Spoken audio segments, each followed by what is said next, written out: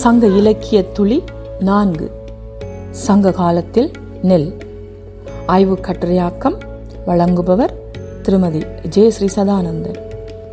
சங்க காலத்தில் இறைவனை வழிபடவும் காவல் தெய்வங்களான நடுகற்களை வழிபடவும் அதேபோல திருமணங்களில் மணமக்களை வாழ்த்தவும் நெல் மிகச்சிறப்பான இடத்தை பெற்று வந்திருக்கின்றது. 2000 வருடங்களுக்கு முதல் வாழ்ந்த தமிழனின் பண்பாட்டு வாழ்வியலின் கால கண்ணாடியாக சங்க இலக்கியம் இருக்கின்றது. இந்த சங்க இலக்கியம் வழி நெல் எப்படி முதன்மை பெற்றிருக்கின்றது என்பதை நாம் இந்த ஆய்வின் மூலம் நோக்கலாம். வேட்டையாடி திரிந்த நமது பரம்பரை பின் தமக்கென உறுதியான நிலையான ஐவகை நிலங்களில் வசிக்கத் தொடங்கியது. அப்படி வசிக்கத் தொடங்கியதும் அவர்களுக்கென்ற நிலங்களில் மக்கள் உழவை மேற்கொண்டனர். காட்டு நெல்லை சேகரித்து விவசாயம் செய்தனர். நெல் உணவு அவர்களின் முழு முதல் உணவாகியது. அது மிக முக்கியமான பொருளாகவும் பெரிதும் விரும்பி போற்றப்படும் முதன்மை பொருளும் ஆனது. இயற்கையால் வழிபடுவது நமது மக்களின் மரபு என்பது உண்மை. ஒவ்வொரு நிலங்களுக்கும் ஒவ்வொரு இறைவனை கருப்பொருளாக்கி அவர்களை வணங்கினார்கள். போரில் இறந்த வீர மறவர்களுக்கு நடுகல் அமைத்து அவற்றை தமது காவல் தெய்வங்களாக போற்றி வணங்கினார்கள். அந்த வழிபாட்டுக்குரிய பொருளாக நெல்லை மிகவும் முதன்மையாக வைத்திருந்தார்கள். அந்த வகையில் இவ்வாறெல்லாம் தமது வாழ்வியலை நெல்லோடு நமது மக்கள் இணைத்திருந்தார்கள் என்பதை கீழ்வரும் சங்க இலக்கிய பாடல்களினோடு நாம் காணலாம். புறநானூறு 335வது பாடலை நாம் பார்த்தோமானால், நெல்லுகுத்து பரவும் கடவுளும் இலவே என மாங்குடி கிளார் எனும் புலவர் பாடுகின்றார்.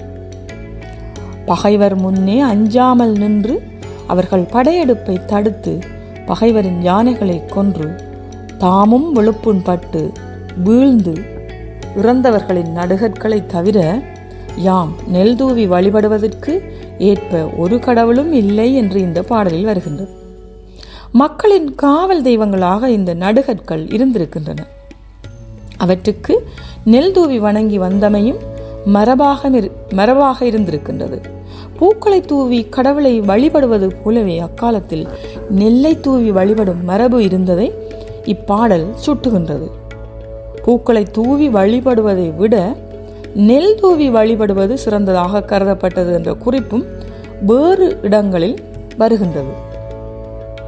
மேலும் அகநானூறு 86வது பாடலை நாம் பார்த்தோமானால், நீரொடு சொரிந்த ஈர் இதழ் அலறி பல் இருங்கதுப்பின் நெல்லொடு தயங்க என்ற இந்த பாடல் அடிகள் வருகின்றன. இந்த பாடலை நல்லாவூர் கிளார் என்ற புலவர் பாடுகின்றார். அதாவது, முதுபெண்டிர் நீருடன் கூடிய ஈரமான இதழ்களை உடைய பூக்களை நெல்லுடன் மணமகனின் தலையில் தூவி எல்லோரும் விரும்பி பேணும் பெண்ணாக பெரிய மனை கிளத்தியாக வாழ்வாயாக என அந்த மணப்பெண்ணை வாழ்த்தி பெண்களே திருமணத்தை முன்னின்று நடத்தியதாக அவர் பாடுகின்றார்.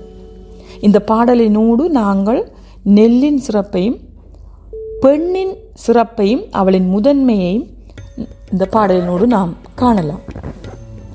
அடுத்து நாம் முல்லைப்பாட்டு என்ற இலக்கியத்தை எடுத்துக்கொண்டாமானால், இது 10 பாட்டில் ஒன்றான இலக்கியம் முல்லைப்பாட்டு. இந்த முல்லைப்பாட்டில் நெல்லொடு நாளி கொண்ட நறுவி முல்லை அரும்பு என நம்பூதனர் பாடுகின்றார். வயது முதிர்ந்த பெண்டிர் ஊரின் வெளிப்புறத்தில் இருக்கும் திருமால் கோயிலுக்கு நாளியில் கொண்டு சென்ற நெல்லோடு வண்டுகள் மொய்க்கும் நறுமணம் கூடிய முல்லை மலரையும் தூவி இறைவனை வேண்டி தொழுது நற்சொல், அதாவது இதை விருச்சி என்று சொல்வர், நற்சொல் கேட்டு நிற்கின்றனர் என வருகின்றது.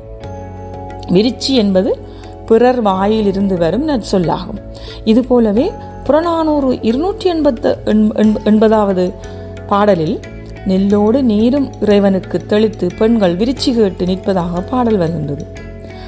அகநானூறு 78 பெண்கள் பூவோடு நெற்கதிரையும் தலைமுடியில் சூடினார்கள் என்று குறிப்பிடப்படுகின்றது.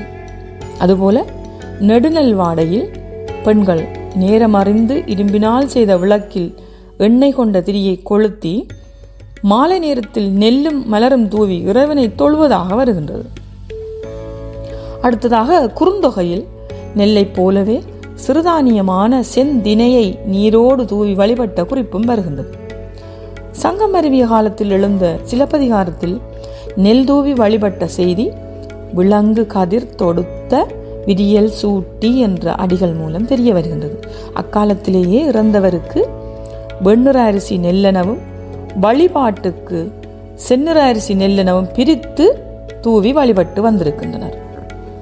2000 வருடங்களுக்கு முன் முதன்மை பொருளாகிய விளங்கிய நெல் இன்று நமக்கு முதன்மை பொருளாக விளங்குகின்றது என்ற செய்தி பூரிப்படைய வைக்கின்றது. வீட்டு வாசலில் முன் இன்றும் நெற்கதிர்களை நாம் கட்டி தொங்கவிடும் வளமையை காண்கின்றோம். அறுவடை செய்த நெற்கதிர்களை வீட்டுக்கு எடுத்து வந்து சூரியனுக்கு படைத்துவிட்டு வாசல் நிலைப்படியில் மேல் கட்டிவிடுவது எமது பண்பாக இருக்கின்றது. அதுபோலவே மங்கள நிகழ்வுகளில் நிறைகுடம் வைக்கும்போது நெல் பரப்பி நீர் நிறைந்த குடத்தை அதன் மேல் வைப்பது வழமை என்றாலும் அந்த நிலை மாறி இப்பொழுது பச்சரிசியை பயன்படுத்துவோரும் உண்டு. பன்னெடும் காலமாக நெல் தூவி மணமக்களை வாழ்த்திய முறை பின் மஞ்சள் கலந்த அரிசி தூவி வாழ்த்தும் முறையாக மாறியுள்ளது. சில வேளைகளில் மணமக்களை நோக்கி நெல்லை வீசி எறியும் போது நெல்லின் கூர்முனை அவர்களின் கண்களில் பட்டு அல்லது மக்களின் கண்களில் பட்டு பாதிப்படைய செய்யலாம் அல்லது காலில் பட்டு பாதத்தை நெற்கதிர்கள் குத்தியிருக்கலாம் என ஊகிக்கவும் இடம் உண்டு. அதனால் கூட நெல்லுக்கு பதிலாக அரிசியை தூவும் வழமைக்கு மாறி இருக்கலாம். ஆனால் நெல் தூவி வாழ்த்துவதற்கும் ஒரு அர்த்தம் உள்ளது. அதாவது நெல்லிலிருந்து மறுபடியும் பயிர்கள் முளைக்கும். திருமண தம்பதியருக்கு அதை தூவி வாழ்த்தும் போது அவர்களிடமிருந்து அடுத்தடுத்த சந்ததி முளைக்க வேண்டும், பிறக்க வேண்டும் என்ற காரணத்தாலும் நெல் தூவி வாழ்த்தினர். பச்சரிசி தூவி வாழ்த்தும் போது அதிலிருந்து இன்னொரு பயிர் விளையாது என்பதையும் இங்கு நாம் கருத்தில் கொள்ள வேண்டும். இன்று பார்த்தோமானால் நெல் தூவி இறைவனை வழிபடும் மரபும் வழக்கொழிந்து கொண்டு வருகின்றது என்பது ஒரு கவலைக்குரிய விடயமாகவே இருக்கின்றது. 2000 வருடங்களுக்கு முதல் எழுந்த சங்க இலக்கியங்கள் அழிந்து போகாமல் இருக்க குறைந்தது 100 அல்லது 150 ஆண்டுகளுக்கு ஒரு முறை திரும்ப திரும்ப எமது பாட்டன்மார் ஓலை சுவடியில் எழுதித்தான் இன்று வரை கொண்டு வந்து எமக்கு சேர்த்திருக்கின்றார்கள். அதுபோலவே எமது மூதாதையர் அன்றிருந்த மரபை திரும்ப திரும்ப எமக்கு செய்து காட்டி சொல்லித்தந்து இன்று வரை கொண்டு வந்துள்ளார்கள். வழி வழியாக வந்த மரபை இன்று வாழும் நாம் வேறு தாக்கங்களால் மாற்றி அமைப்பது வேதனைக்குரிய விடயமே. நன்றி, வணக்கம்.